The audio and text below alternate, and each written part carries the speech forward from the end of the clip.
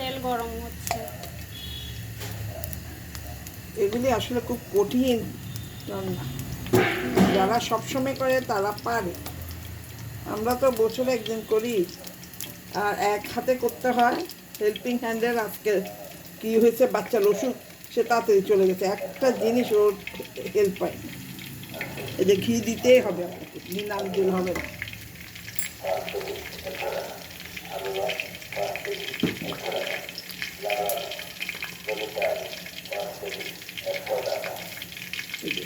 পাঁচফোড়ন দিতে হবে একটু।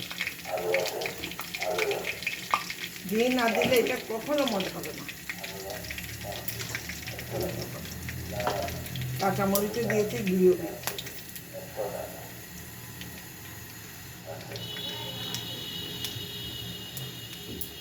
চলে আসছে ডিম দিয়ে ভালো করে ডিম ভেজে।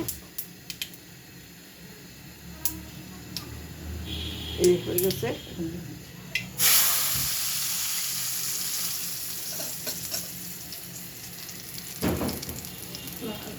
ফোড়ন দিয়ে দিতে হচ্ছে ডালের মতো। এখন আমরা চুলায় এটা তুলে ফেলবো আস্তে আস্তে করে।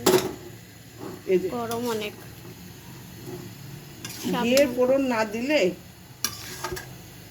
প্রত্যেকটা জিনিসের রান্নার একটা আর্ট আছে, আন্দাজে মান্দাজে রান্নলে কি আর হবে না।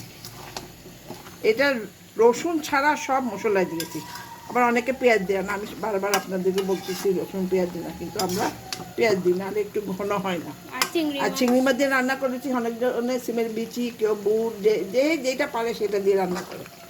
আজকে আর এটা দিই নাই, কি বাদামটা দিই নাই, কারণ খুব গুরুপাক হয়ে যায় আর ওই প্রচণ্ড গরম, আমার পেটের অসুখ হতে পারে, সেই জন্য আর দিই নাই। চিংড়ি মাছ দিয়ে সুন্দর করে রান্না করেছি, দেখেন কি সুন্দর হয়েছে,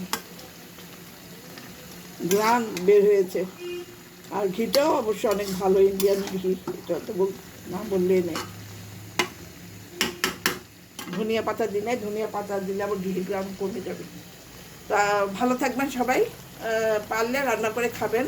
এখানে প্রায় 21 রকমের তরকারি দিয়েছি। ধন্যবাদ।